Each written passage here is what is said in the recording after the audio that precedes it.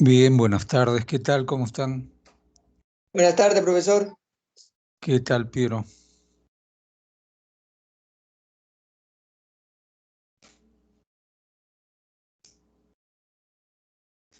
Bien, revisando el calendario académico, tenemos clase hasta la semana de exámenes finales, que es el 22 de noviembre. El 22 de noviembre ya empiezan las evaluaciones, o sea que las clases terminan el 19 de noviembre. Sacando esta semana quedan seis semanas, así que como que hay que ir mejorando para terminar bien el año. Bueno, el semestre, ¿no? Ahora vamos a iniciar el tercer capítulo, contenido para la última evaluación, soluciones electrolíticas. Bien, vamos a describir aquí el PPT que observamos. Hoy día vamos a cubrir dos temas, lo que es una introducción a el estudio de soluciones electrolíticas. Ahí vamos a ver algunos conceptos como la ley de Ohm, resistencia, conductancia, la disociación de iones, la movilidad iónica, y luego una segunda parte que tiene que ver con el proceso de disolución de los iones, ¿no? Cómo los iones a partir de una sal logran disolverse. Empezamos entonces con la primera parte. Aquí lo primero es indicar la importancia de conocer cómo se describe a los iones del punto de vista de la físico-química. Básicamente la aplicación de química está relacionado con biología. Bien, la química no se aplica mucho en física. Es cierto que nuestra teoría proviene de la física, pero la aplicación está ya sea en química y en áreas como la biología, ¿no? Se dice que en biología se observan laboratorios de química prácticamente. Bien, se dice pues que una sustancia que conduce la electricidad se le llama electrolito y que los electrolitos son ácidos, bases o sales. Con esta idea entonces entramos a algunos conceptos que nos ayudan a entender cómo se conduce la electricidad en una solución.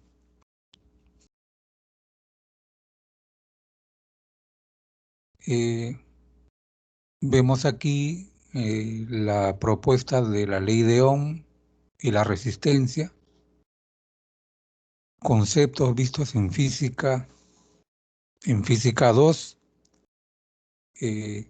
La ley de Ohm relaciona tres variables eléctricas: voltaje, resistencia e intensidad. se dice que el paso de electrones que está en la corriente aumenta con el potencial y disminuye con la resistencia del medio por donde circula la corriente. La resistencia es la resistencia que se encuentra en un medio particular. Por lo tanto, la resistencia depende de ese medio. La resistencia aumenta cuando aumenta la longitud del medio y disminuye por el área de la sección transversal. La resistencia incluye una constante de proporcionalidad llamada resistencia específica o resistividad, ¿no? Ahí lo tenemos en la ecuación 2 con el símbolo ρ. Luego aparece la conductancia. La conductancia es lo inverso de la resistencia. Si la resistencia se opone al paso de la corriente, la conductancia, por el contrario, mide la facilidad del movimiento de los electrones. Como es el recíproco, aquí la inversa del símbolo ρ que mostramos anteriormente genera una nueva constante que tiene el símbolo de una pequeña k, que se define como la inversa de la resistividad ρ y se va a llamar pues conductancia específica o conductividad. Las unidades de la resistencia son ohms, la unidad de la conductancia es Siemens o Siemens, ¿no?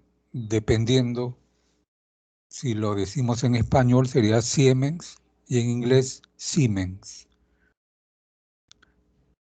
Un Siemens es la inversa de ohms.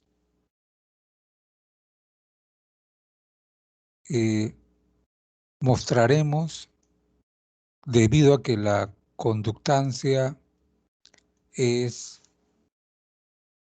una técnica de análisis, mostramos cómo es una celda de conductancia.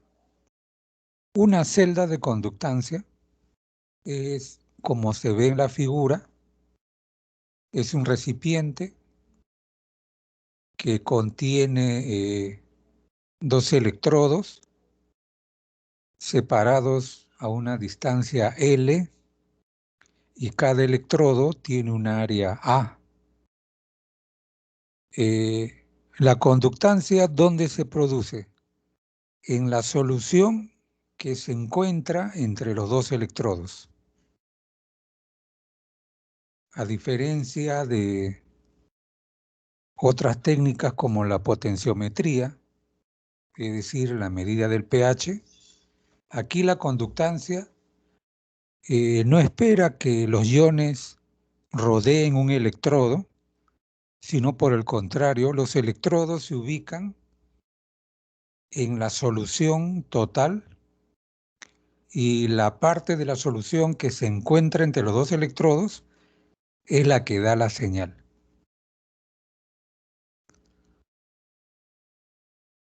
Previamente aquí, donde dice se muestra la figura 1, menciona que hay una variable llamada constante de celda, que es la longitud de separación de las dos láminas de platino entre el área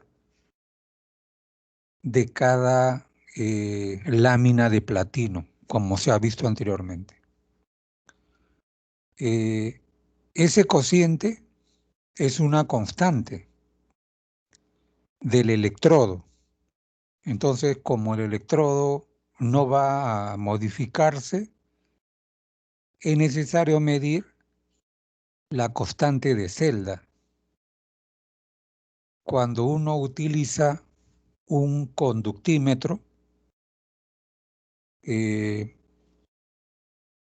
automático, uno estandariza, es decir, determina el valor de la constante K, que es la conductividad, colocándolo en una solución de cloruro de potasio, semejante a un buffer, ¿no? Entonces, al colocarlo, se espera que el aparato marque el valor de conductividad que le corresponde. Es decir, se hace un autocalibrado usando una solución de cloruro de potasio. Bien, continuando, como nosotros queremos encontrar variables que sean independientes de la concentración, se analiza cuál es la relación de esta constante K con la concentración. Entonces aquí el análisis muestra que sí depende, debido a que la concentración que hay entre los dos electrodos puede cambiar, por lo tanto cambia también el valor de K.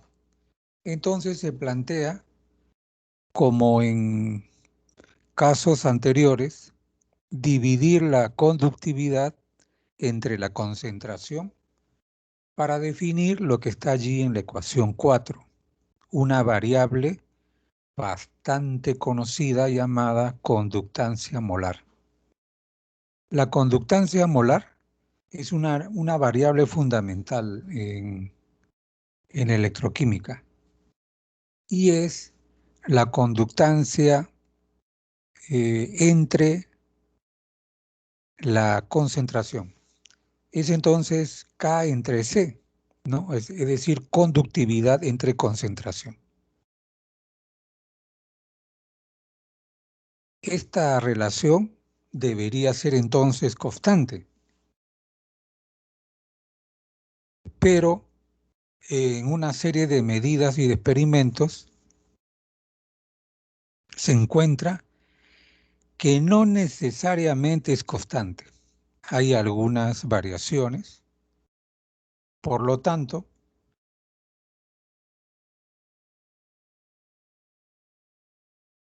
se busca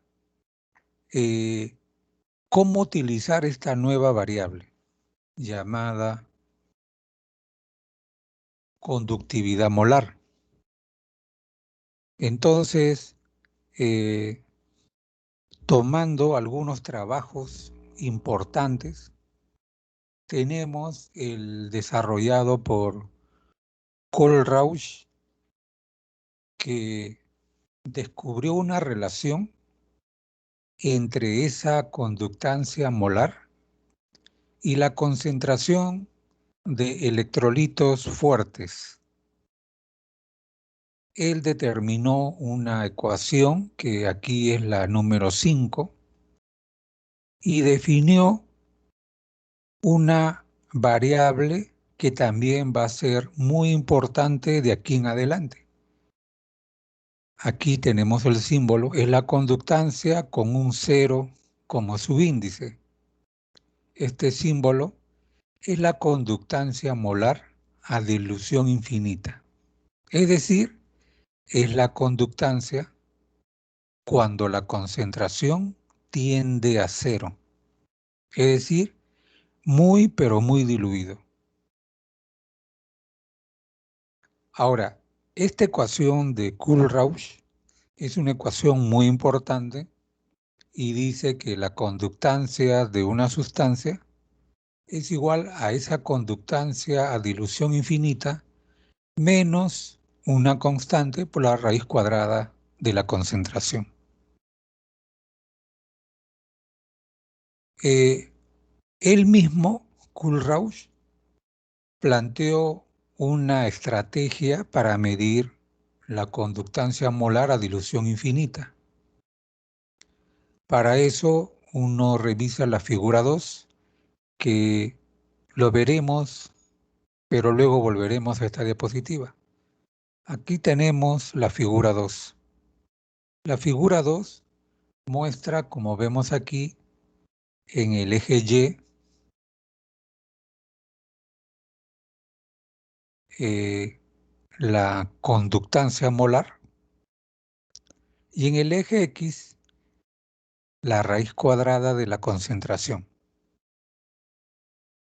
¿En qué parte se encuentra la conductancia molar a dilución infinita? Donde la concentración tiende a cero. Allí se ve qué ocurre con el ácido clorhídrico.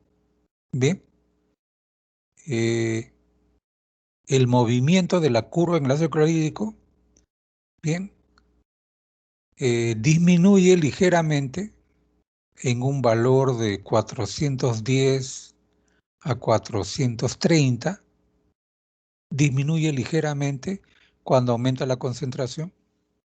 También en las sales siguientes, en cloruro de potasio, cloruro de sodio, hay un cambio, por ejemplo, en el cloruro de sodio, de entre 80 a 130. Pero en el ácido acético, el cambio de magnitud de la concentración molar es bastante diferente. Ni siquiera llega a concentración de raíz cuadrada a 1 y él ya tiende a 0. Y cuando la concentración tiende a 0, su valor aumenta enormemente. Incluso aquí la recta está cortada. Debido a esa irregularidad, Kohlrausch plantea que su ecuación no se aplica a electrolitos débiles, por ejemplo en el ácido acético, debido a que cuando la concentración tiende a 0, su conductancia molar aumenta grandemente y ese incremento en gran cantidad, su ecuación no lo puede explicar.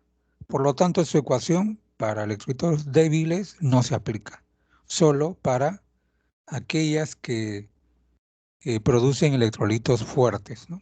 Entendemos el electrolito fuerte, aquel que se disocia pues al 100%, ¿no?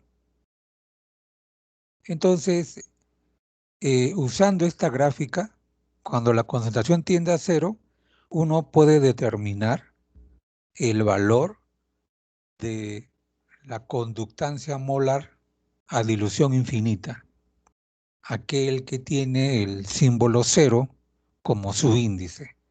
Bien, aquí el texto indica, ¿no? Este método es insatisfactorio para electrolitos débiles por la elevación en su curva a bajas concentraciones. Por ejemplo, el ácido acético. También indica que hay una tabla de los valores ya encontrados. Veremos la tabla 1. Aquí lo tenemos, la tabla 1. Por ejemplo, ¿cuánto vale el ácido acético aquí? Su valor de conductividad molar, cuando la concentración tiende a 0, llega a 390. Pero como vimos en la figura, cuando su concentración va aumentando un poco, su conductancia baja y tiende a ser 0. Ese cambio de 0 hasta 390 es lo que indica Kohlrausch, que no puede su ecuación predecir su comportamiento. Pero del resto sí. Bien, además de la tabla y del gráfico, y que la ecuación 5 propuesta por Kohlrausch es satisfactoria, él observa un detalle que lo vemos aquí abajo. Él va a encontrar un patrón muy interesante cuando resta valores de conductancia molar a dilución infinita.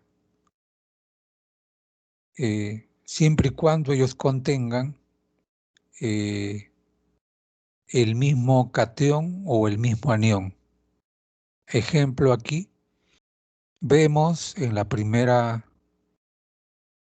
la conductancia molar a dilución infinita del cloruro de potasio y el cloruro de sodio.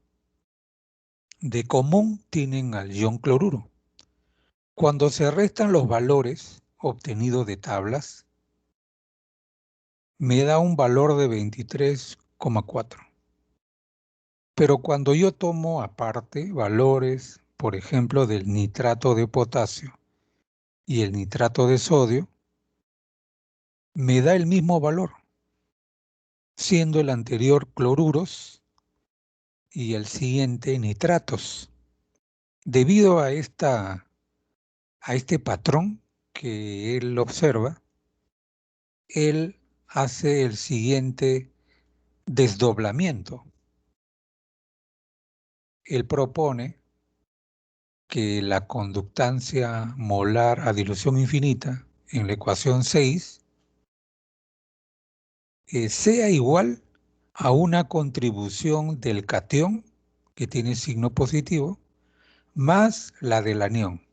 Bien, esa es una propuesta teórica de Kohlrausch.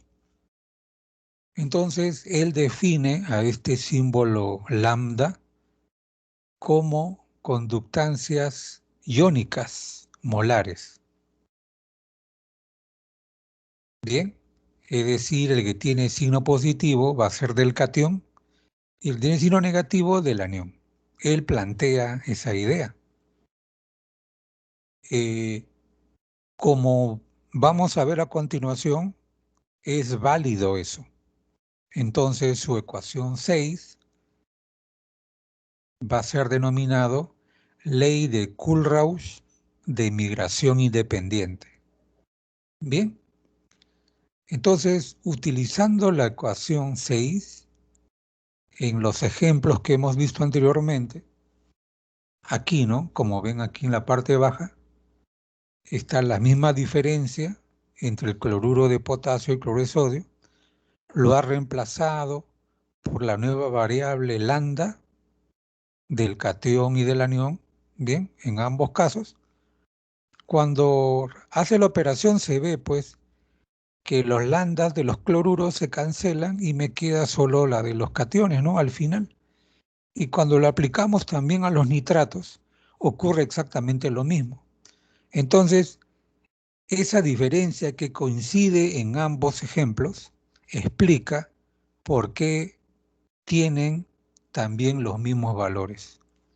Entonces, plantear que la conductancia molar a dilución infinita se puede desdoblar, se puede partir en contribuciones de su catión y de su anión, es válida experimentalmente. Eso permite al químico teórico encontrar términos que le permiten introducirse cada vez más en la parte íntima de los iones. Bien, Kohlrausch ha sido, ¿no? Y es en la actualidad considerado como uno de los grandes pioneros del estudio de iones.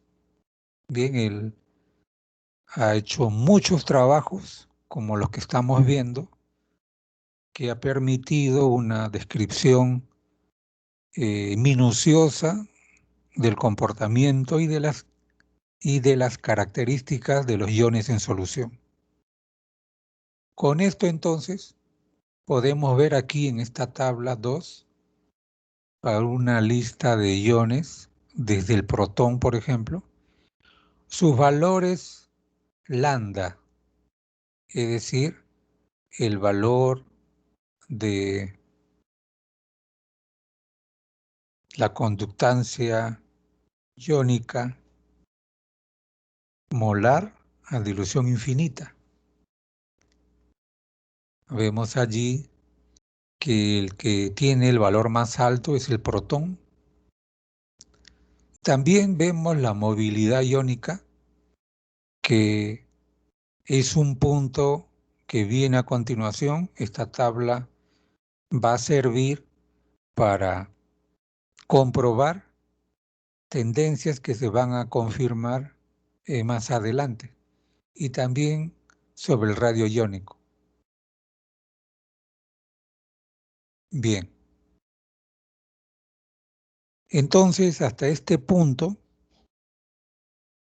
hemos comprendido en lo básico la ley de Ohm,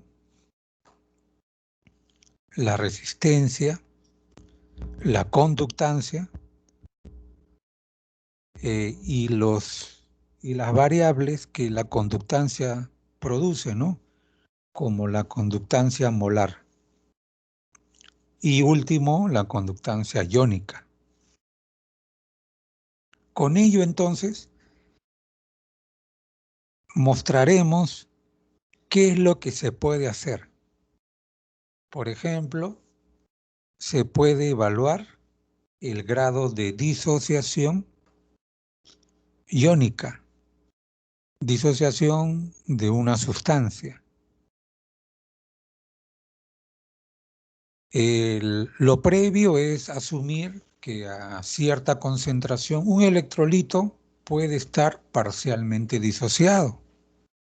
No todos se disocian totalmente, pero a dilución infinita, cualquier electrolito, débil o fuerte, está completamente disociado. Bien, ahí no hay restricción. Todos, no importa qué tipo de sal sea, él está completamente disociado. Entonces, en ese punto, Arrhenius sugiere una ecuación que mide el grado de disociación alfa. Ahí lo tenemos como la ecuación 7. Él propone que el grado de disociación corresponde a una relación de conductancia molar. En el numerador, una conductancia a la concentración de alfa entre una conductancia a dilución infinita. Ya hemos visto que la conductancia molar a dilución infinita se encuentra en tablas y que experimentalmente se puede medir para cualquier ion. Bien, entonces, usando esta ecuación propuesta por Arrhenius, Ostwald lo aplica en la medida de la constante de disociación de un ácido. Por ejemplo, aquí se ve la de un ácido débil en general, ¿no? HA, puede ser ácido carbónico, acético, cítrico, ¿bien? Varios ácidos. Se disocia. Inicialmente su concentración es C. Cuando se disocia, es su concentración inicial multiplicado por alfa.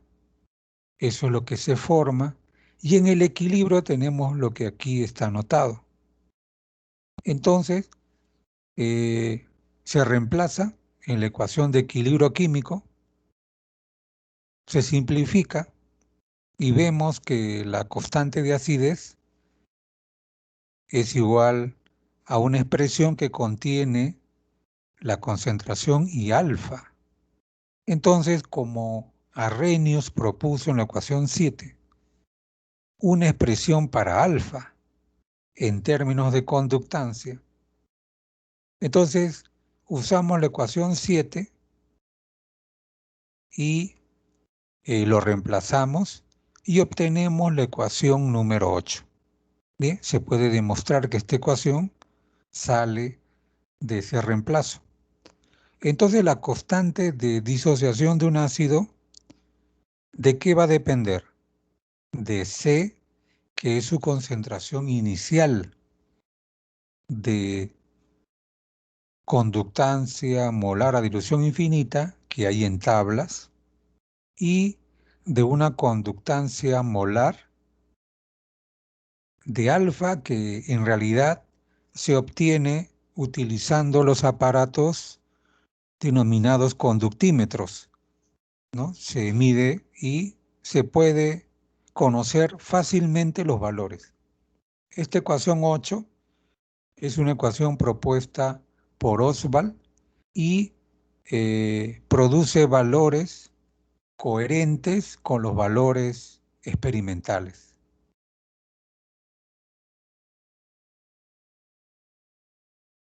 Así, esa ecuación 8, la anterior, genera, cuando se le ordena para llevarlo a una recta, la ecuación 9.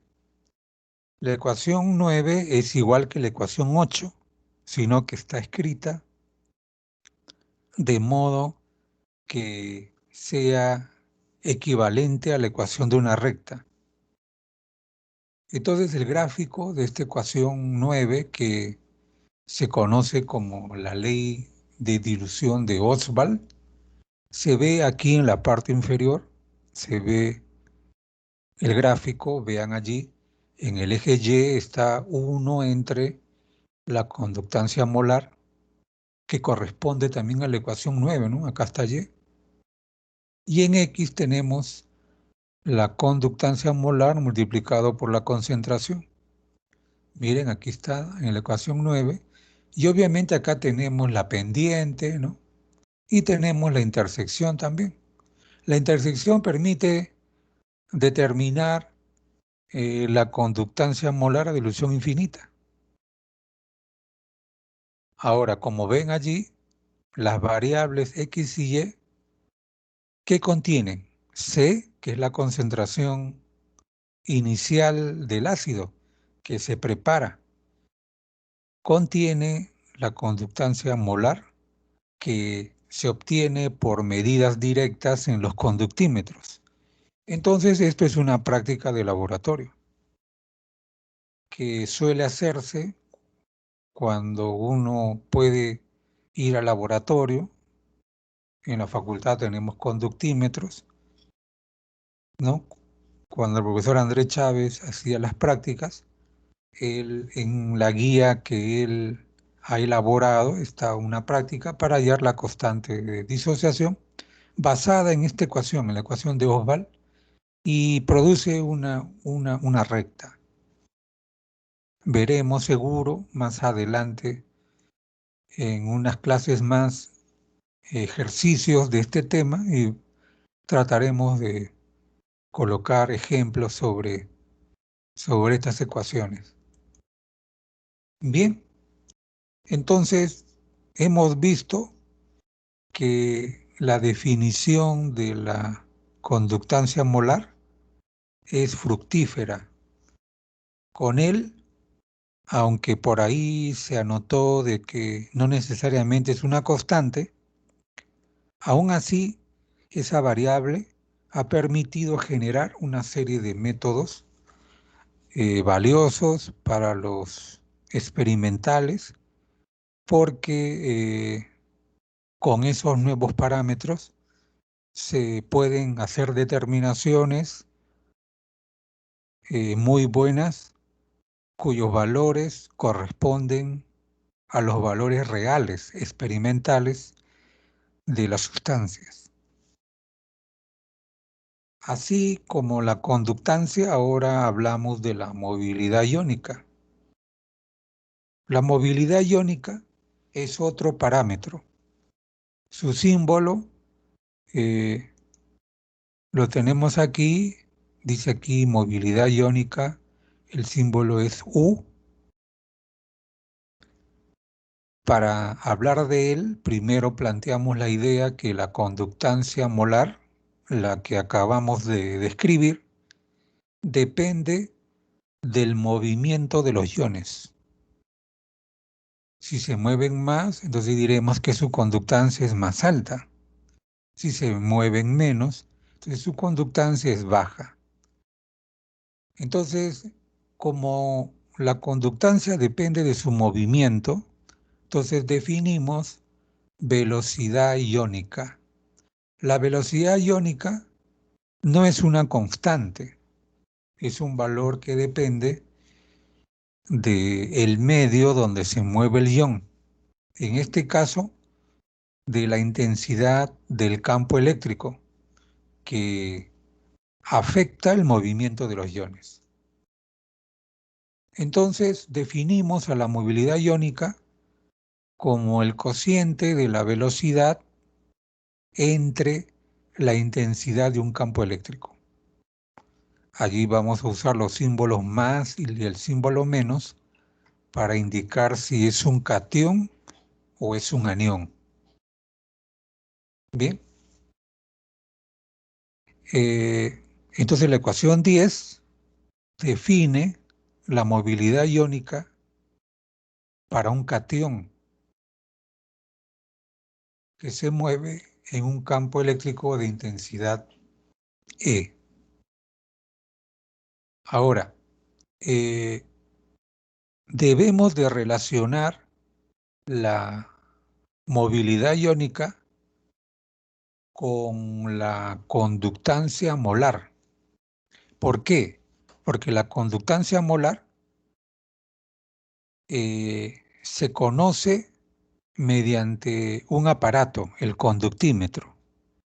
Entonces, cualquier variable que aparezca aquí necesariamente debe ser llevado en una ecuación donde se encuentre la conductancia molar. Ello implica que puede ser determinado experimentalmente. Entonces, cuando se le busca una relación, se encuentra que la movilidad iónica es igual a lambda. Habíamos dicho que lambda es la conductancia iónica molar a dilución infinita. Y él está en la tabla 2, ¿no? Esa tabla con muchos valores, ahí están tabulados, o sea, él es conocido. Entonces, la movilidad iónica es igual a la conductancia iónica molar a dilución infinita lambda para catión y para anión entre F. F es la constante de Faraday, 96.500 Coulomb por mol, ¿no? Ese es el valor. Nosotros en ejercicios que veremos en clases siguientes vamos a usarlo, ¿no? Él es un dato siempre, así que no hay que preocuparse si no lo recordamos, entonces él va a ser un dato. Entonces esta ecuación, la ecuación 11, es igual que la 10, pero él está expresado en conductancias iónicas.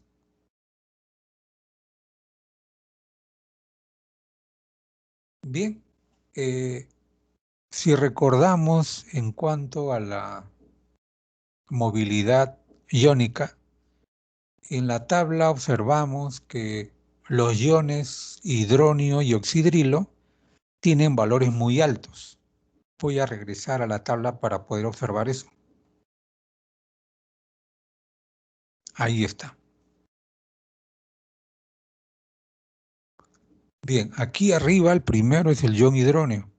Su movilidad es de 36,3.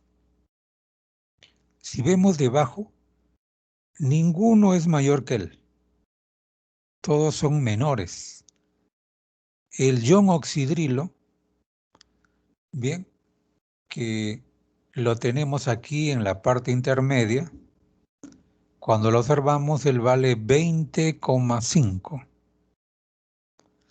Entonces, de toda esta tabla, los dos iones de valores más altos tenemos al ion hidronio y al ion oxidrilo. Todos los demás son pequeños, ¿no? Es decir, 8, 4, 7, 5. son valores de movilidad iónica menores. Por ejemplo, algo que nos sirve mucho es el sodio. El sodio, que es el tercero de la lista, tiene una movilidad iónica de 5. El ion hidronio es 36 y el sodio es 5. Este valor nos va a ayudar a explicar, por ejemplo, la titulación conductimétrica, ¿no? Vamos a ver en unos minutos un gráfico y ahí podemos ver que la movilidad iónica, o también como vemos aquí en el valor de la conductancia iónica. La conductancia iónica para el protón es 349,8, prácticamente 350. Y si vemos con lo demás, es el más alto de todos. El ion oxidrilo es 198. Es el segundo más grande de todos. Y el sodio es 50. Es 50. Bien, por eso tiene menos movilidad. Y en la ecuación de movilidad iónica que hemos visto, que es igual a lambda entre Faraday. Lambda que es la conductancia iónica. Y miren, pues, ¿no? O sea, alta conductancia iónica, alta movilidad. Baja conductancia iónica, baja movilidad también. Bien, entonces, volvemos donde nos quedamos, aquí. Entonces, hablando de movilidades, aquí indica que la movilidad del ion hidronio y el ion oxidrilo son altos, y eso se puede ver en la tabla. Ahora, ¿por qué son altos, no? Porque ellos, eh, que se encuentran en la molécula del agua, forman enlaces de hidrógeno. Aquí, cuando evaluamos al ion hidronio y al ion oxidrilo, cuando evaluamos al ion hidronio, el hidrógeno del agua forma un enlace de hidrógeno con el oxígeno de otra molécula de agua y así otro hidrógeno con otro oxígeno, generando pues el enlace de hidrógeno o puente de hidrógeno, ¿no? Lo mismo para el ion hidroxilo, vemos que el OH se enlaza con el hidrógeno del agua, produciendo enlaces puente de hidrógeno. Entonces, debido a ello, el ion hidronio y el ion oxidrilo tienen la más alta movilidad porque ellos forman redes, redes de movimiento por la facilidad de tener enlaces de hidrógeno.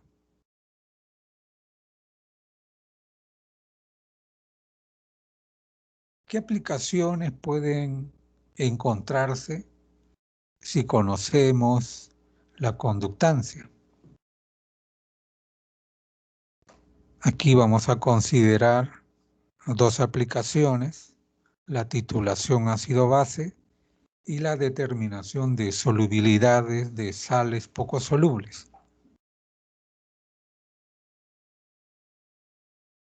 Bien, por ejemplo, en una titulación ácido-base tenemos la figura 4. Lo que está en el texto la vamos a deducir observando la figura. Bien, es decir, que lo mismo.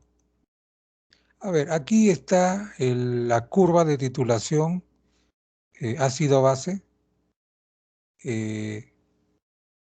basado en medidas de conductancia, es decir, usando un conductímetro.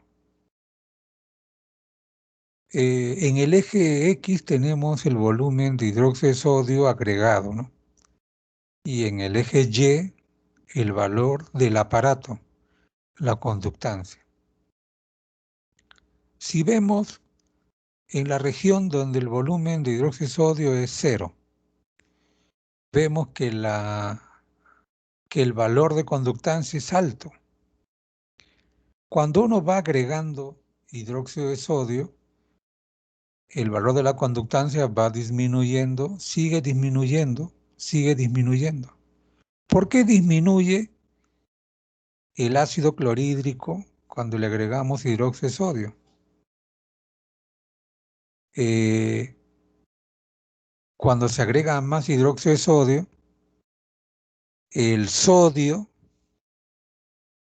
incrementa su presencia porque se va agregando hidróxido de sodio y el ion hidronio se neutraliza, es decir, disminuye porque forma una molécula de agua cuando se le agrega hidróxido de sodio. Entonces, a medida que se agrega hidróxido de sodio, disminuye la presencia de ion hidronio y aumenta la del ion sodio. Pero la conductancia de un sodio es mucho menor que la conductancia del protón. Por lo tanto, tiene que ir disminuyendo. Va disminuyendo, pero llega un punto en donde ya no disminuye más. ¿Qué ocurre allí? Se ha ido reduciendo la presencia de iones hidróneo hasta que ya no hay más que disminuir. Es decir, ya se neutralizó totalmente y ahora, ¿quién aparece? El ion hidróxido, el OH, que cuando ingresaba al sistema permitía formar una molécula de agua, pero al ya consumir todos los iones hidróneo, ahora él entra en exceso. Y la conductancia del ion hidróxido es mayor que la del sodio, por lo tanto vuelve a subir. Bien, vuelve a subir. Entonces el punto de quiebre es justo el punto de equivalencia en la titulación. Cuando se titula ya no un ácido fuerte como el ácido clorhídrico, sino un ácido débil como el ácido acético, el descenso que se ve al comienzo, porque es ácido clorhídrico, ocurre en menor grado, es decir, ese descenso es muy pequeño, ¿no? Aunque aquí se ve que en vez que descienda, sube, en realidad eh, ese valor casi es una línea recta, horizontal. Entonces llega un punto donde sube. Ahora, ¿por qué no es tan pronunciado? Porque un ácido débil no tiene una gran cantidad de iones hidróneo para ser neutralizada, sino pocas, debido a que es un ácido débil, ¿no? Se disocia parcialmente.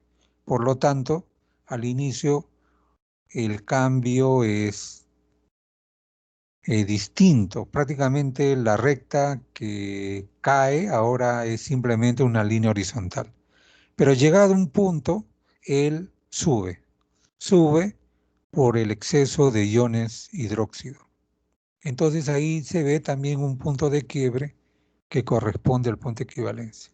Obviamente allí observar el punto de equivalencia ya no es tan claro como ocurre en el ejemplo del ácido clorhídrico más hidróxido de sodio.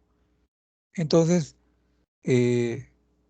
ya la habilidad, la experiencia permite pues observar bien esta curva de titulación para ácidos débiles.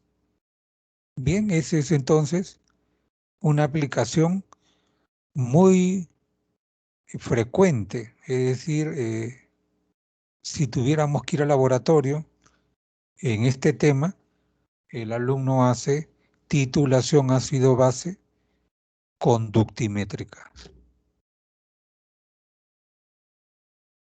Ahora, otra aplicación, la determinación de solubilidad de una sal poco soluble. Para hacer la aplicación, primero se tiene que plantear unas ideas. Aquí en el texto nos dice, ¿no?, que queremos medir la solubilidad y el KPS del cloruro de Profesor, sodio. ¿Sí? ¿Sí? profesor, una consulta, profesor, sobre el diagrama anterior. ¿Podría volverlo, profesor? A ver.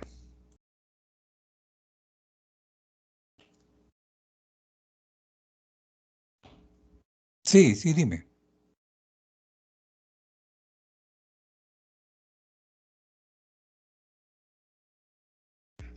¿Sí observas?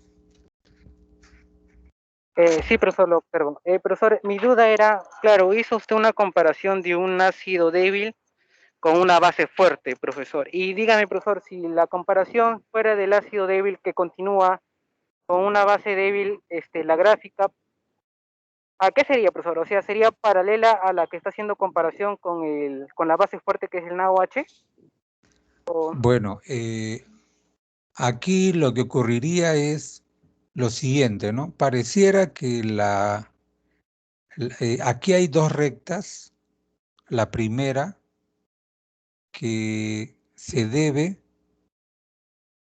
esta es la primera parte. Esta primera parte se debe a la cantidad de iones hidronio que aporta el ácido. Bien, como hay mucho ion hidronio, entonces a medida que avanza la titulación, ellos se van neutralizando y la conductancia cae abruptamente porque hay un montón de iones hidronio. Pero en un ácido débil, la cantidad de iones hidronio es menor al 5%. Hay ácidos débiles que se disocian el 1%, el 2%, no más. Entonces, frente al 100% de un fuerte, prácticamente la forma de la recta no es notorio. Prácticamente se ve una línea horizontal. Ahora, por el otro lado está la base, ¿no? Se supone que si la base es fuerte, como el hidróxido de sodio, la recta aquí en esta segunda parte sube porque la base es fuerte. Pero si la base fuera débil, entonces la subida no debería ser tan pronunciado hacia arriba, sino va a tender a ser plano. ¿Bien? ¿Por qué? Porque igual que el ácido débil, una base débil aporta pocos iones, ¿no? Entonces, primero va a ser muy largo y plano. Obviamente, titular un ácido débil con una base débil no va a ser práctico.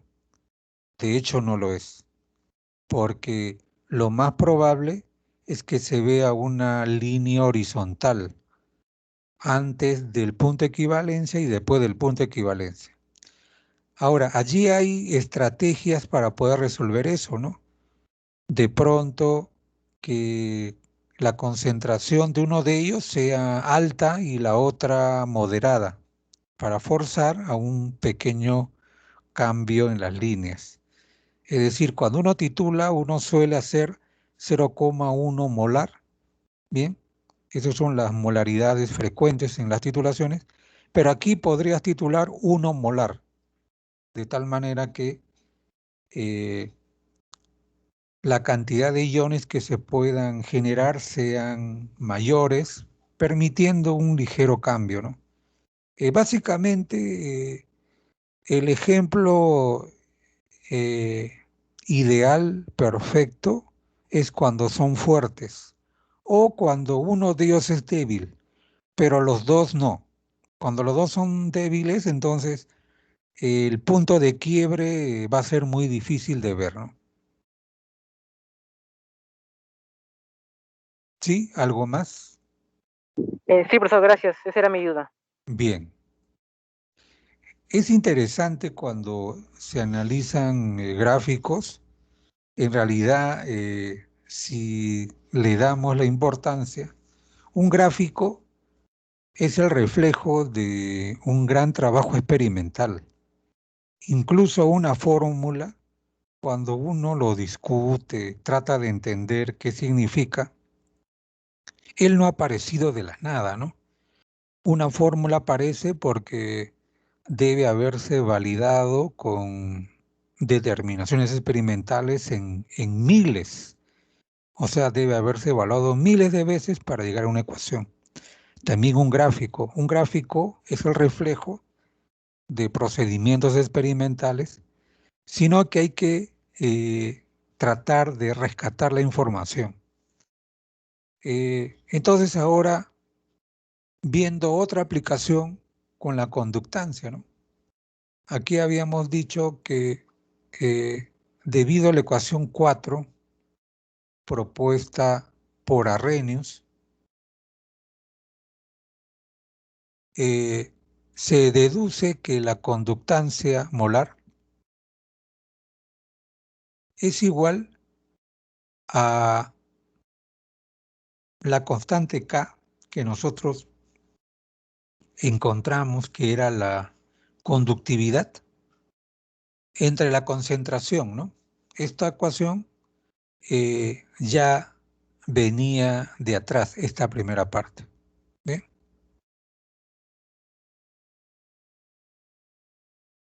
Entonces, esta es la conductancia molar. Ahora, nosotros podemos, usando esta primera igualdad, relacionar la concentración con la solubilidad. ¿Por qué? La concentración siempre es del ion, ¿no? ¿Sí? Porque esta es soluciones iónicas. Entonces, para una sal poco soluble, ¿qué es la solubilidad? Lo que está disuelto. Por lo tanto, la concentración se puede reemplazar por la solubilidad. Bien, la solubilidad entonces va a tener unidades de concentración, mol por litro. Ahora, con esta relación, nosotros planteamos una siguiente. Despejamos la solubilidad y tenemos, ¿no?, la constante K entre la conductancia molar. Bien, teniendo esto entonces, decimos como una aproximación. La constante K se mantiene, pero la conductancia molar la vamos a reemplazar por la conductancia molar a dilución infinita. ¿Por qué? ¿Cómo es la solubilidad de una sustancia poco soluble? ¿En qué momento hay solubilidad? En otras palabras, por ejemplo, del cloruro de plata, que aquí se toma como ejemplo, ¿él es soluble a altas concentraciones? No, sino a muy bajas concentraciones. Ahí recién es soluble. Si él fuera soluble a altas concentraciones, diremos que es totalmente soluble, ¿no? Como el cloruro de sodio. Pero él es lo contrario, es insoluble. Entonces va a ser algo soluble cuando la concentración va disminuyendo.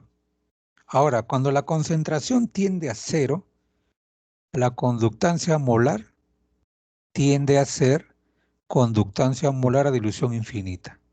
Este análisis es lo que explica esta relación que aquí tenemos. Entonces, como podemos deducirlo, es coherente con las características de la sustancia que queremos medir. Entonces decimos que la solubilidad S es bastante parecido o equivalente a este cociente, ¿no? K entre la conductancia molar a dilución infinita. Y sabemos que esta conductancia molar a dilución infinita es un valor de tablas. Bien, o sea, se puede deducir la solubilidad solamente por tomarlo de tablas. Ahora, aquí dice, experimentalmente, la conductancia específica de una solución saturada de cloruro de plata es 1,86 por 10 a la menos 6. Bien, ese es el valor es el valor de K. La conductancia específica es el símbolo K. Entonces se conoce, se puede medir en el laboratorio este valor y sale lo que está aquí anotado. Ahora, viene el siguiente análisis. Porque el agua es un electrolito débil y se encuentra junto o dentro del sistema, ¿no? Porque el cloruro de plata está disuelto en agua y el agua es un electrolito débil. Entonces lo que vamos a hacer para el valor de la constante K es tomar en cuenta el valor que ofrece el agua. Y de tablas, el agua vale 6 por 10 a la menos 8. Entonces, para el cálculo, lo que debemos de hacer es retirar la contribución del agua a la conductancia específica, al valor de K. Entonces, aquí arriba, miren, arriba dice K, conductancia específica de cloruro de plata, es igual a ¿cuál? A su valor experimental, 1,86, menos la que tiene el agua. Al quitarle la contribución del agua, entonces tenemos el valor exacto para la sal. ¿Bien? Entonces, la conductancia específica vale 1,8 por 10 a la menos 6. Y en tablas, en la tabla 1 que ya hemos pasado hace rato, está la conductancia molar a dilución infinita del cloruro de plata y allí en la tabla él vale 137,2. Entonces, tomando el valor, determinamos la solubilidad, pues, porque hemos dicho que la solubilidad, ¿a qué es igual? A K, que es la conductancia específica, entre la conductancia molar a dilución infinita. Como tenemos arriba los dos valores, lo dividimos. Lo llevamos a unidades apropiadas y nos sale 1,31 por eso la menos 5 molar. Ahora, esta es la solubilidad. ¿Ven? O sea, ya encontramos la solubilidad. Experimentalmente, ¿qué cosa he tenido que medir? K. Es el único que mido en el laboratorio. K se mide en el laboratorio. Pero la conductancia molar de dilución infinita se saca de tablas. Bien. ¿Y cómo se mide entonces la constante K? Coloco en la celda donde están las dos láminas de platino agua y mido su valor. Luego coloco agua más el cloruro de plata y mido su valor. Resto, y eso es lo que está acá arriba al inicio de esta diapositiva, el símbolo de la conductancia de dilución infinita se saca de tablas. Bien, ahora, ¿cómo calculo el KPS? Ya sabemos que el KPS es el producto de solubilidad, ¿no? Según la fórmula, pues es igual al producto de ion plata más ion cloruro. Ahí cada uno tiene una solubilidad porque la relación es 1 a 1. Aquí está. Operamos y nos sale 1,72 por 10 a la menos 10. Ahora, en tablas, en handbooks, en libros de analítica, se sabe que el KPS publicado de cloruro de plata es 1,77 por 10 a la menos 10. Si comparamos, es prácticamente coherente, ¿no? Es el mismo. Claro, allí habría una pequeña variación de 5 por 10 a la menos 12. O sea, ¿cuántos decimales? Pues prácticamente 0, ¿no? O sea, prácticamente es el valor que tiene la sal. Y es una determinación sencilla, rápida en el laboratorio.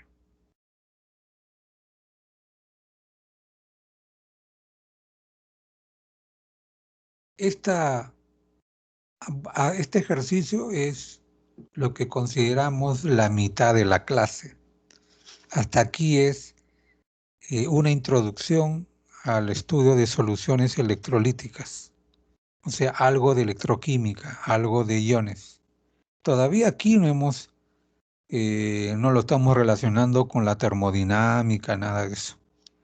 O sea, todavía no ha entrado Gibbs, entropía, entalpía, nada de eso. O sea, lo que hemos visto es la química de iones, ¿bien? Una química construida con trabajos como la de Kohlrausch, Arrhenius, Ostwald, hechos antes de la teoría atómica, en 1830, 1880, en ese periodo.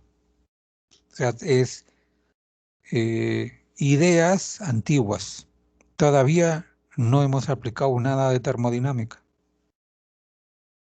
Nosotros en la clase siguiente vamos a hacer la termodinámica de iones. Allí estas ideas van a mezclarse con la primera, con la segunda ley de la termodinámica, con la energía de Gibbs, y vamos a hablar de espontaneidad y esas cosas. Entonces, para ir redondeando la idea, vamos ahora a desarrollar la segunda parte de la clase, que no necesariamente es nuevas ecuaciones, sino es entender de un modo científico la disolución de una sal, o sea, las moléculas, los iones, qué es lo que ocurre para que se disuelva una sal, qué ocurre en ese proceso. Aquí está planteado en base a preguntas. Por ejemplo, dice, ¿por qué el cloruro de sodio se disuelve en agua y no en benceno? Experimentalmente sabemos, pues, ¿no?, que uno diría la polaridad y todas esas cosas. Sí es cierto, eso es lo que va a ocurrir, pero intentamos aquí escudriñar mejor, encontrar ideas más claras de lo que experimentalmente ya sabemos que es verdad, ¿no? El cloruro de sodio no se disuelve en benceno, no se disuelve en cloroformo, no se disuelve en hexano, no se disuelve en, en querosene, por ejemplo, ¿no? Él se disuelve en agua, algo en alcohol, pero en agua no hay ningún problema. Entonces lo planteamos así, ¿no? El cloruro de sodio es un compuesto estable y sus iones están dentro de una red cristalina mediante fuerzas electrostáticas. Es decir, hay fuerzas de atracción entre los iones. ¿Qué significa que la sal pase a solución? En que esas fuerzas de atracción deben eliminarse. Debe aparecer, por acción del solvente, fuerzas más grandes que las fuerzas que existen en la unión del sodio y el potasio dentro de la red cristalina. Bien, eso es científicamente lo que tiene que pasar. Entonces la pregunta es, cómo los iones interaccionan con el agua, ¿no? Porque vamos a analizar el efecto del agua. Sabemos que el agua lo va a disolver, pero tenemos que entender qué ocurre ahí, qué interacción se da. Y luego, cómo entre los iones interaccionan entre ellos. Para desarrollarlo aquí, planteamos lo que ya es conocido: el agua es una molécula polar y que estabiliza los iones por interacción de ion-dipolo, ¿no? El ion, en este caso, del cloruro de sodio, y el dipolo por el agua. Esta interacción ion-dipolo se le conoce como hidratación. La hidratación de iones es una interacción de tipo ion-dipolo. También se sabe que para hidratar iones, ellos dependen del tamaño del ion. Los iones más pequeños se hidratan mejor, y los iones grandes no tan bien, ¿no? Es decir, la hidratación ocurre parcialmente.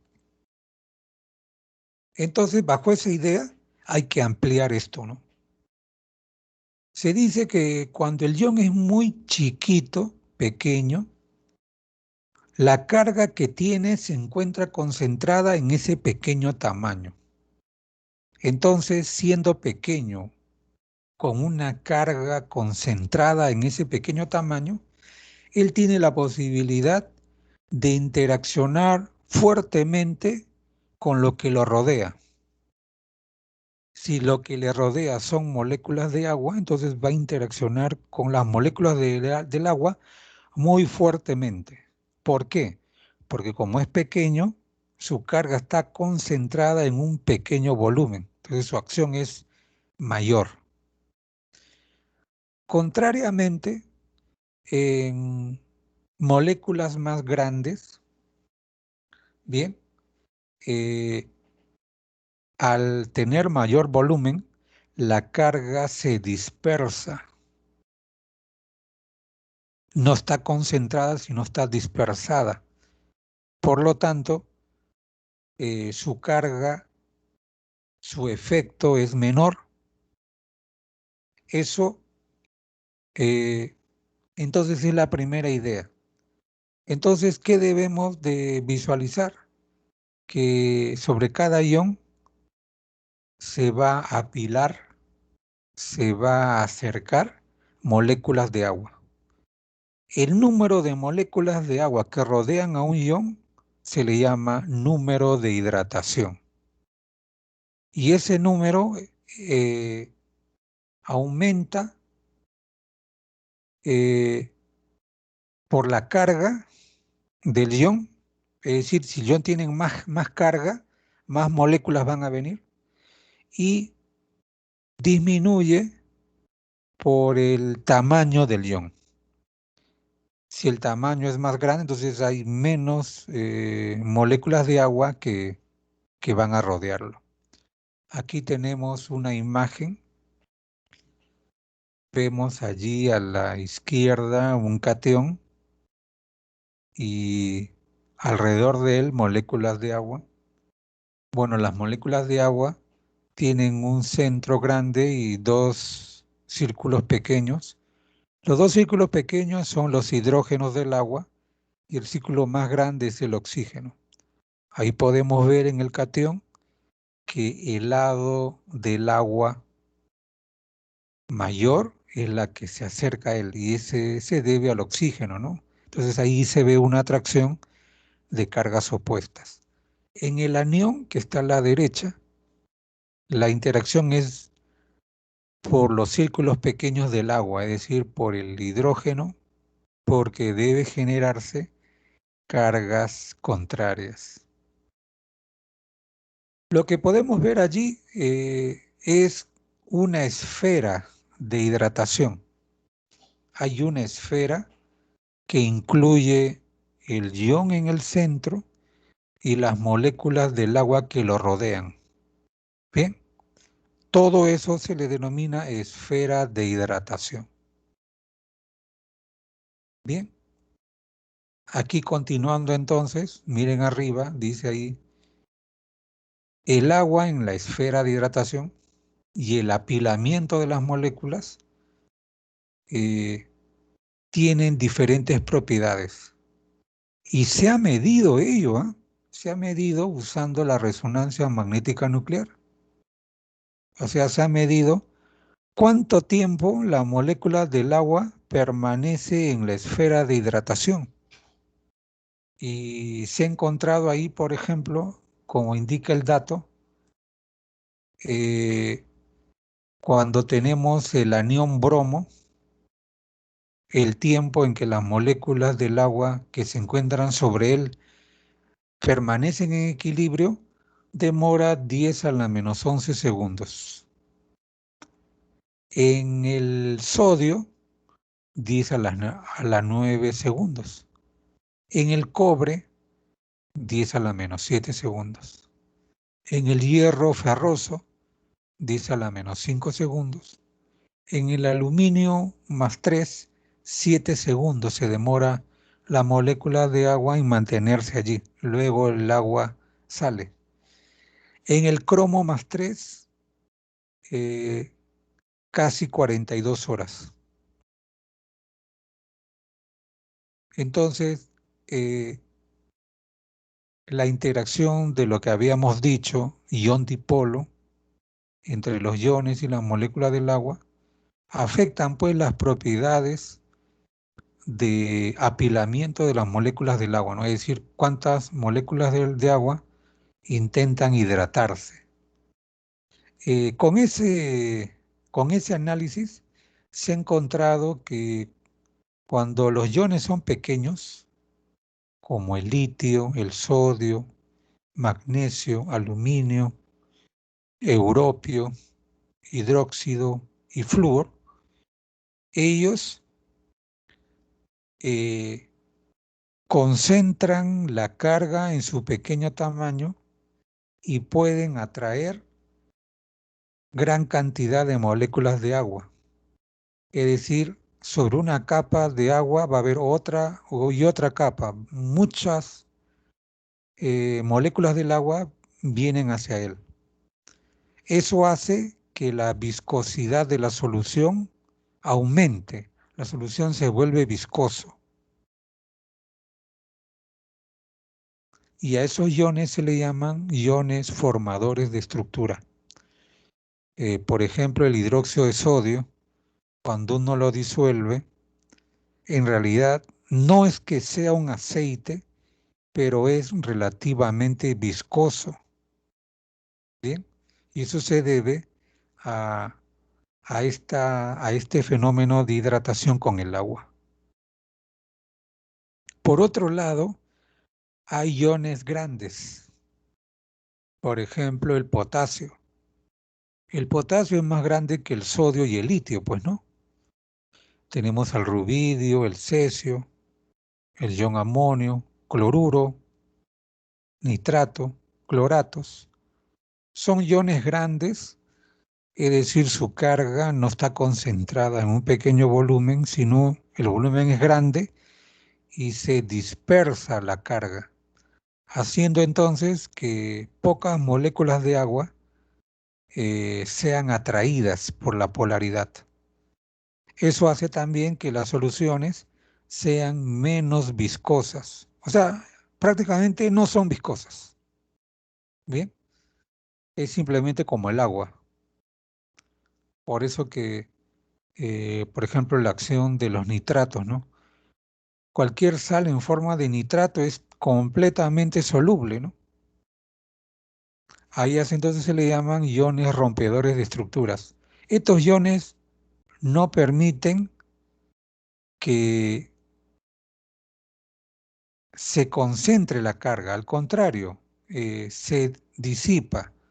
Para fines de solubilidad vendría a ser una condición ideal.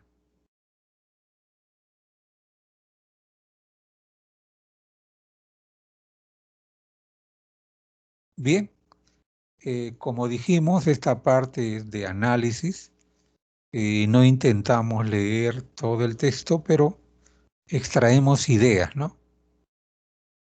Luego aquí en la parte superior se habla que si se puede medir el radio de la esfera de hidratación y se compara con el radio iónico que tiene cada ion, se pueden encontrar relaciones interesantes que pueden ser comprobadas con la tabla 2 que, que ya se mostró anteriormente, ¿bien?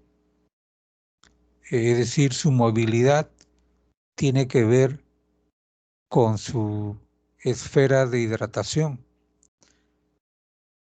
La esfera de hidratación es grande para aquellos iones pequeños. La esfera de hidratación es menor para aquellos iones grandes. Esa propiedad es la que se utiliza aquí para llegar a esa idea. Además, si ya hemos visto que el agua hidrata porque el ion hidronio es pequeño y ion hidroxilo es pequeño, porque el cloruro de sodio, los iones también son pequeños y permite concentrar la carga y atraer muchas moléculas de agua que además son polares. Entonces ahora veamos el otro lado. ¿Cómo interaccionan los iones? Es decir, cómo interacciona el cloruro y el sodio de la sal. Ya no el agua directamente, sino entre los iones. Para ello, aquí se plantea la ley de Coulomb en la ecuación 12, que mide la fuerza de atracción entre el ion sodio y el ion cloruro, en el vacío, obviamente. Aquí se habla brevemente de la permitividad en el vacío, es decir, iones puros sin solvente en el vacío. Aquí en la figura podemos ver dos imágenes. En A tenemos a los dos iones, al catión y al anión, en el vacío. Pero ¿qué ocurre cuando ellos están disueltos? Se ve la figura B.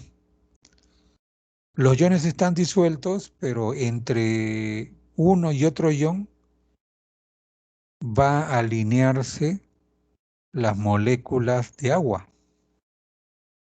Las moléculas de agua que le van a dar a los dos iones. Van a llenar el espacio y van a generar una estabilidad para que los iones estén alejados. Si ellos se acercan, pueden atraerse y producir la red cristalina, es decir, no disolverse. Pero si las moléculas del solvente están entre ambos, impidiendo que ellos se acerquen para formar la sal nuevamente. Las moléculas entonces se paran y ellos ofrecen una fuerza que supera la fuerza de atracción entre los dos iones. Ahora eso, para ello tenemos la ecuación 13. La ecuación 13 es la ley de Coulomb, pero ya no en el vacío, sino cuando los iones están en un medio diferente al vacío. En ese momento aparece una variable que complementa a la permitividad, que es la constante dieléctrica. La constante dieléctrica es una cantidad que depende del medio. Entonces, la constante dieléctrica va a valer un valor en el agua, otro en alcohol, otro probablemente en un ácido, en una base, él va a cambiar. Además, él es el factor que ingresa gracias a que hay un solvente. La constante dieléctrica es aquí, como vemos, el denominador, y aquí tenemos en esta tabla valores de la constante dieléctrica para una serie de líquidos, de solventes. Ahí, por ejemplo, el agua vale 78,54. Retirando al ácido sulfúrico, él es el medio de mayor constante dieléctrica.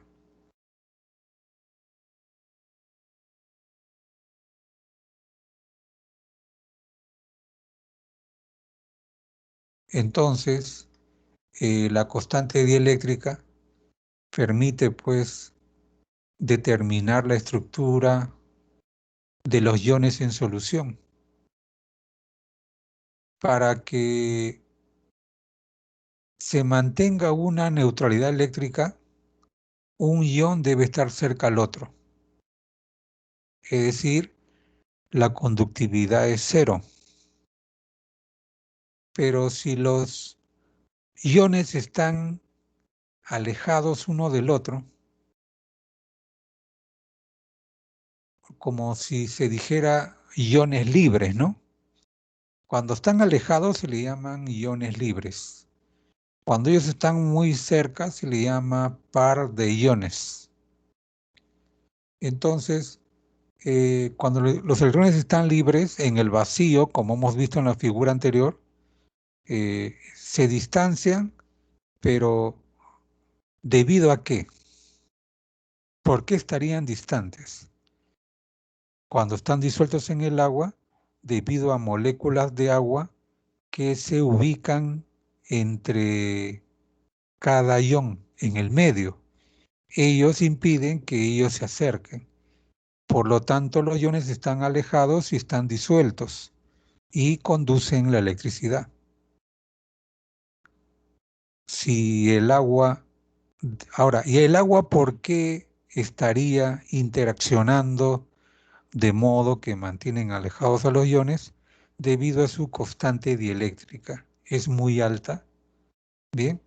Entonces mantienen el agua con los iones una fuerza de atracción distinta a la que se produce cuando están en el vacío.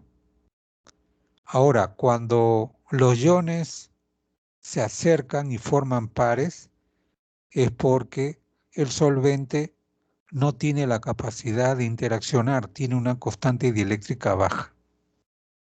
Lo que ocurre en el benceno, ¿no? Si vemos aquí en esta figura, el benceno está ahí en la tabla. Aquí en la parte final, ¿bien? Aquí está el benceno. El tercero buscado de abajo hacia arriba. La constante dieléctrica del benceno es 4,6. Y la del agua, que está arriba, vale 78,5. Entonces el agua interacciona fuertemente con los iones, lo cual le permite alejarlos. En cambio, el benceno interacciona débilmente, haciendo que sea superado, por lo tanto los iones intentan juntarse porque la fuerza entre los iones es mayor que la que tendrían con el benceno. Eso hace que se formen pares de iones que no conducen la electricidad.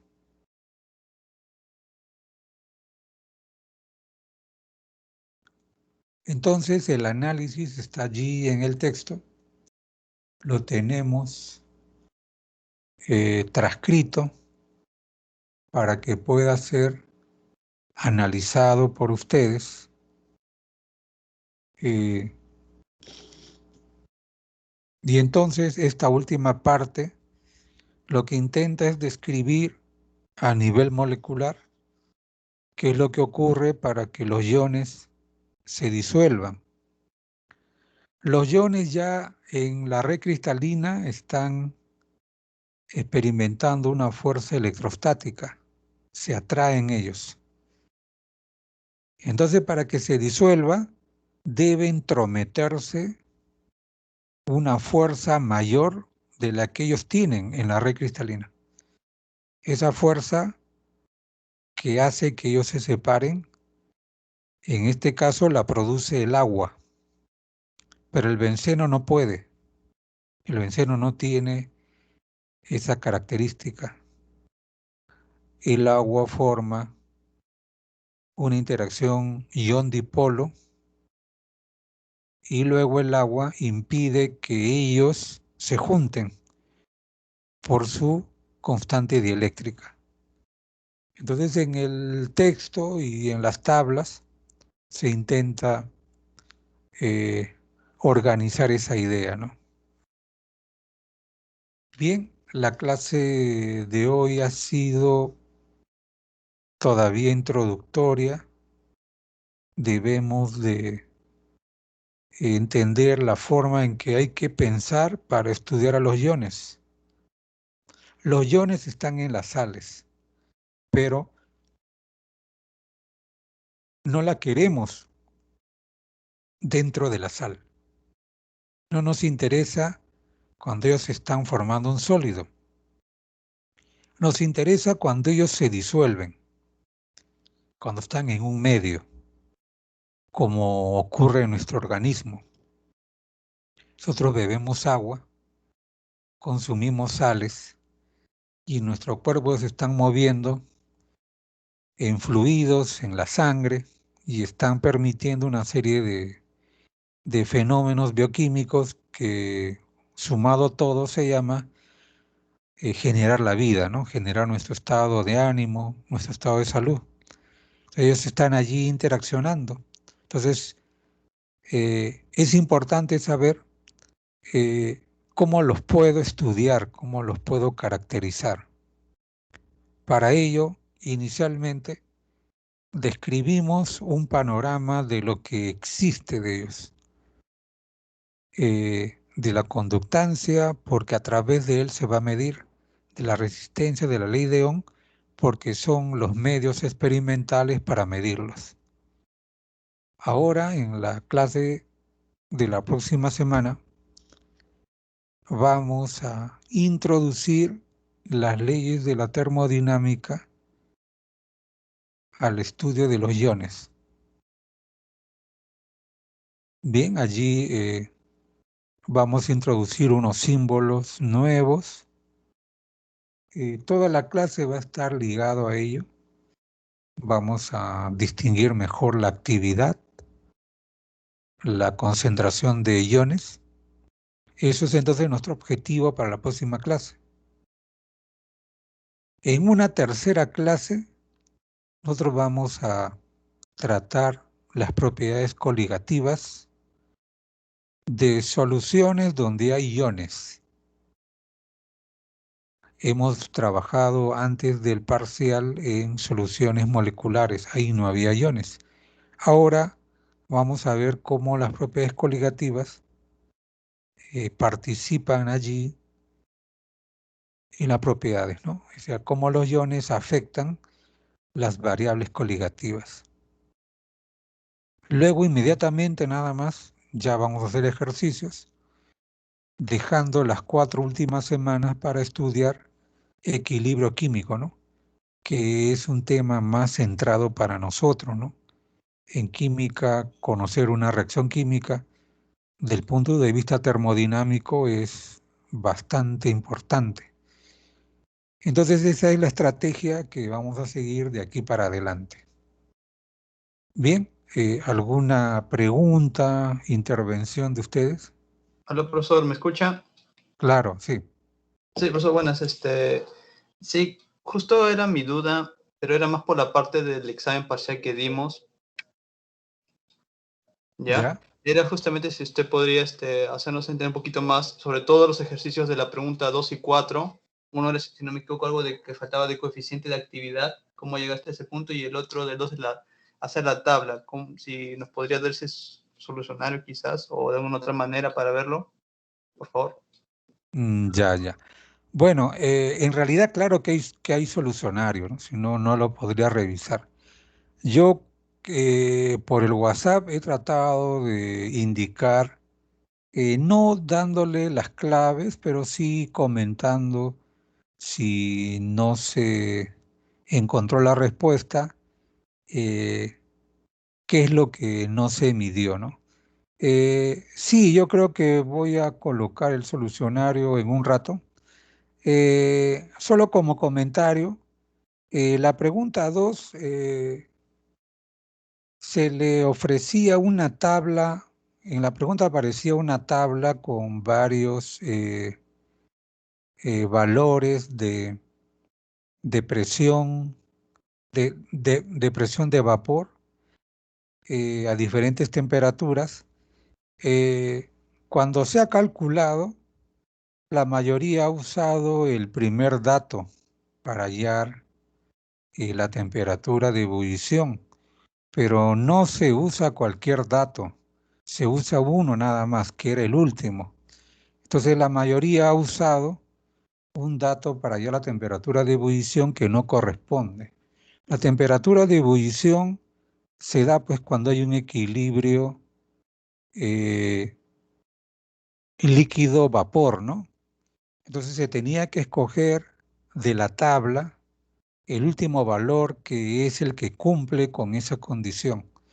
Debido a eso es que no se ha encontrado el valor, aun cuando el cálculo es correcto, sino que las cantidades no.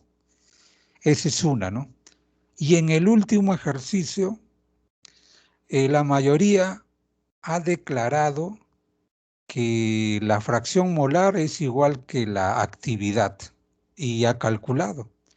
O sea, ha dicho que la actividad es igual que la fracción molar.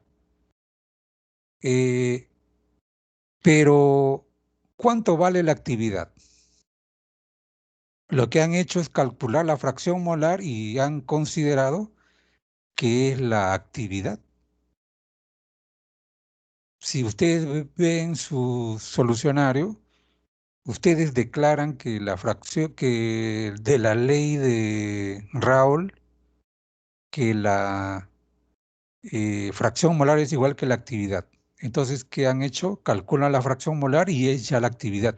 No, se tiene que calcular el coeficiente primero. Ahora, el coeficiente es 0,98. No cambia mucho el valor, pero él se tenía que calcular.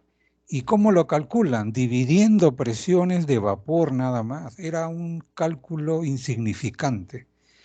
Yo muchas veces trato de no colocar el solucionario porque el alumno cree que por no haber hecho un cociente, él ya merece que le ponga puntos. Entonces muchas veces no coloco el solucionario para evitar ese detalle, ¿no? Cuando el alumno cree que por una cosita chiquita ha perdido 4 puntos o 5, entonces él reclama, insiste. También es otra que al darle el solucionario lo que están haciendo es calificarme a mí, ¿no? O sea, en vez de que yo les califique a ustedes, ustedes me van a calificar como yo he revisado. Yo supongo que eso en principio no está bien.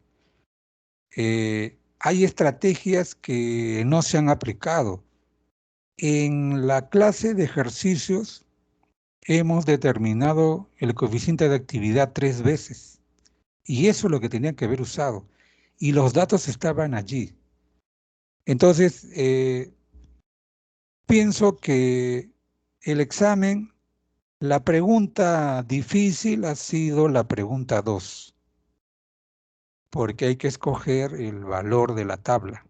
Ese ha sido el ejercicio que no sale solo por reemplazar. El resto sí ha sido sencillo. Yo todavía tengo la percepción que muchos lo que hacen es buscan solucionarios, es decir, no resuelven la pregunta, sino ven la pregunta y están buscando dónde está uno parecido a él. Y allí es que se pasa el tiempo del examen. Yo supongo que por eso es que quieren más de una hora, para tener más tiempo para encontrar la pregunta, pero el examen no es encontrar la respuesta a la pregunta, es desarrollarlo, pues. Entonces, pienso que todavía no se ha cambiado esa actitud. Sé que no es sencillo los exámenes de físico-química, porque los problemas nunca salen por un molde. Siempre hay que analizar, hay que adaptar una ecuación. Entonces, estoy aprovechando como un comentario, ¿no? de la forma que hay para enfrentar el examen. Hay algo que, bueno, yo creo que se deja de lado, ¿no? Muchos no se dejan ver en el examen. Yo no sé qué están haciendo. Algunos se dejan ver y yo les agradezco que lo hagan, pero la mayoría ni siquiera aparece en la lista, pero entrega el examen. Ahora,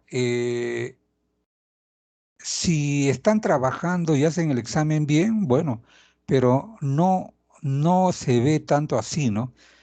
Cuando se da el examen presencial, uno está recordando qué ecuación puede resolver y eso es el impedimento para hacer bien el examen. Recordar las fórmulas, tener las fórmulas. Muchos quieren recordar la ecuación y no lo hacen bien y pierden la pregunta. Pero ahora, en esta modalidad, tienen todas las ecuaciones.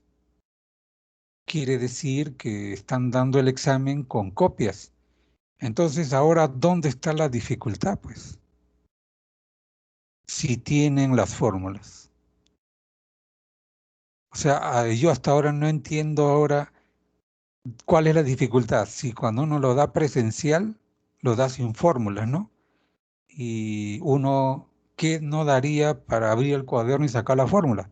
Ya, ahora sí lo tienen. Entonces la pregunta es, ¿por qué no hay mejor respuesta? No sé si aprovecharíamos como para ver ese detalle, ¿no? Entonces, voy a incluir el solucionario. Lo único es que no lo tomen con que alguien me diga, profesor, yo hice eso, aquí estaba. No ha estado, ¿bien? No hay, no lo han hecho, por eso es que no hay más nota. Pero sí voy a darles como para ver dónde está la dificultad. ¿Sí? ¿Algo más para comentar? Profesor, una duda, profesor. Sí. Profesor, en el PPT, en el inicio de la clase, usted mencionaba mucho, inclusive estaba escrito, ¿no?, que era dilución infinita. Profesor, ¿qué significa en sí, profesor, dilución infinita? No lo logro entender muy bien, profesor. Ya. Como aquí se está viendo un modelo teórico, porque mira, cuando se disuelve una sal,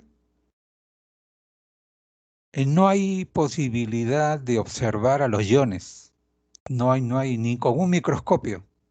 Uno cuando disuelve algo, sabe que está en el recipiente los iones disueltos, pero no existe un aparato para verlos a ellos. O sea, no se les puede ver. No existe ese aparato. Entonces, los teóricos, los químicos teóricos, lo que intentan es imaginarse qué cosa hay dentro.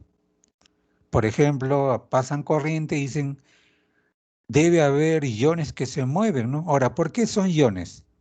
Entonces dice, ¿no? El enlace iónico, y si están disueltos, conducen la electricidad. Si no están, entonces no hay iones. Pero eso es una idea teórica, porque nadie ha visto un ion. No hay una imagen de los iones, no hay imagen del ion hidronio, ion oxidrilo, como fotografía, ¿no? Claro, hay fórmulas, pero esas son modelos teóricos. Entonces se dice que los iones, cuando se disuelven, muchos de ellos se disuelven, pero hay otros que no se disuelven. Por ejemplo, del cloruro de plata, tú agregas una cucharada a un vaso y se deposita en el fondo, no se disuelve. Pero agregas una cuchara de cloruro de sodio y se disolvió totalmente. Entonces lo que buscan los teóricos es llevarlo a una condición donde todos los iones estén disueltos. Entonces ellos creen que cuando lo diluyen más, todos, incluido el cloruro de plata, también se disuelve. Entonces esa condición ideal es a una concentración casi cero, casi cero. Pero como no es una cantidad medible necesariamente, porque nadie sabría cuándo llegas a esa solución. Entonces lo que se hace es medir soluciones intermedias, casi cero, pero luego llevarlo a la recta, pues ese gráfico, y cuando la recta corta el eje, dicen ahí ya debe ser cero, ¿no? Entonces, un poquito antes de la red dicen ya, ahí es casi cero. Pero vuelvo a repetir, no es que sea observable, sino es una propuesta teórica. Y en ese punto, usando la recta, han determinado valores a dilución infinita. Es decir, cuando la concentración de la sal es casi cero. Pero no es que nos conste, simplemente sale a través de esa curva del gráfico. En química, manejar estos conceptos teóricos es vital, porque los químicos, nosotros, nunca jamás vamos a ver a las moléculas, nunca, ni a los iones, ni al núcleo, ni al electrón, jamás lo vamos a ver. Nadie lo ha visto, pero vean la cantidad de teoría que existe en química, ¿no? Hasta pueden predecir por dónde va a reaccionar una molécula. ¿Cómo? Si nadie lo ve. ¿Ustedes creen que Nora Herrera, Lezama, han visto a la reacción y dicen por ahí va a ir? Nadie lo ha visto, sino es una especulación, pero basado en modelos teóricos. En química, entonces, todo el tiempo nos persigue, digámoslo en el buen sentido, una maldición, ¿no? Nunca vamos a ver a las sustancias, pero nuestros modelos teóricos son tan buenos que nos permiten descubrirlos, hasta lo medimos, ¿no? Y muchas veces decimos, ¿pero qué estamos midiendo, no? Construimos aparatos que miden propiedades, pero no lo vemos, pues. Entonces, la condición de dilución infinita es una situación que se considera cuando el ion casi está llegando a una concentración cero, ¿no? Pero es una propuesta teórica, ¿no? Pero esa propuesta teórica ha permitido, por ejemplo, lo que hemos visto ahorita, la titulación por un conductímetro, que la recta cambia, hay una hendidura, que es el punto de equivalencia, y también crea un método para determinar la constante de equilibrio KPS, ¿no? Y hay otros más que vamos a ir viendo más adelante. ¿Sí? Está bien o no sé, para seguir comentando. Sí, profesor, gracias. Bien, entonces estoy colocando el archivo de la resolución para que lo vean y si hay algo para considerar, me escriben, ¿no? Ahí lo vamos viendo. Todavía por ahora las notas las tengo yo. No hay sistema donde llenar notas. Cualquier modificación, o sea, yo tengo las notas todavía, no existe una base de datos para llenar. Es probable que hasta fin de año termine así, ¿no? O sea, que las notas las voy a seguir teniendo. Bien, ¿algo más para considerar? Profesor, ya que mencionó de las notas, ¿eso está pasando también con otros cursos que no están enviando notas a un registro específico? Antes, cuando había el aula virtual, se llenaba la nota y generaba un archivo.